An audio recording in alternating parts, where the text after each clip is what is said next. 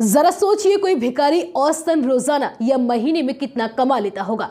शायद हमें या आपको इसका अंदाजा करना मुश्किल है, लेकिन अब जो आंकड़ा हम आपको बताने जा रहे हैं उसे सुन लीजिए।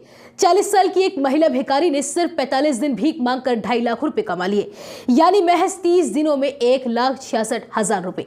इस तरह कह सकते हैं कि उस महिला भिखारी की महीने की सैलरी 1,66,000 रुपए है। सुनकर हो गए ना आश्चर्यचकित।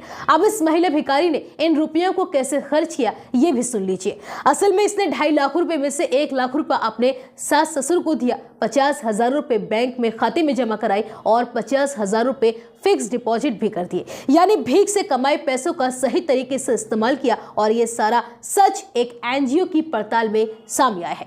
दरअसल मध्य प्रदेश के इंदौर में एक गैर सरकारी संगठन का दावा है कि 40 साल की महिला ने महज 45 दिन में भीख मांगकर 2.5 लाख रुपए कमाए हैं और वह अपनी 8 साल की बेटी समेत 3 नाबालिग बच्चों को भी भिक्षावृत्ति में धकेल चुकी है। प्रशासन के साथ मिलकर इंदौर को भिक्षा मुक्त शहर बनाने की दिशा में काम करने वाले संगठन प्रवेश की अध्यक्ष रूपाली जैन ने मंगलवार को पीटीआई भाषा को बताया, हमने इंदौर उज्जैन रोड के लवकुश चौराहे पर 40 साल की भिखारन इंदिरा बाई को भीख मांगते पकड़ा।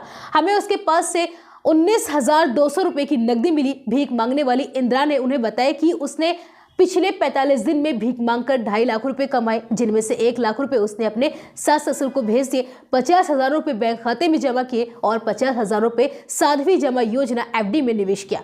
उन्होंने दावा किया है कि इंदौर में पेशेवर तौर पर भीख मांगने वाले 150 लोगों के समूह में शामिल महिला के परिवार की राजस्थान में जमीन और 2 मंजिला मकान भी है। और यही नहीं, भीख की कमाई से हाल ही में इंदिरा के नाम से उसके पति ने मोटरसाइकिल भी खरीदी है और उनके पास एक स्मार्टफोन भी है। भीख मांगने के बाद वो और उसका पति इसी मोटरसाइकिल पर बैठकर शहर में घूमते हैं। भीख मांगने वाली महिला का कहना है कि उज्जैन में महाकाल लोक गलियारा बनने के बाद भिक्षावृत्ति से उसके परिवार की कमाई काफी बढ़ गई है, क्योंकि इस धार्मिक नगरी की ओर जाने वाले ज्यादातर श्रद्धालुओं की गाड़ियां इंदौर के लवकुश चौराहे के यातायात सिग्नल पर रुकती है। एनजीओ प्रवेश की अध्यक्ष रूपाली जैन ने आगे बताया कि इंदिरा बाई के 5 बच्चों में से 2 बच्चे राजस्थान में हैं और वह 3 बच्चों के साथ इंदौर में भीख मांग रही थी। उन्होंने बताया कि अपने परिवार द्वारा भिक्षावृत्ति में धकेले गए इन बच्चों में शामिल 8 साल की लड़की को बाल कल्याण समिति की निगरानी में रखा गया है।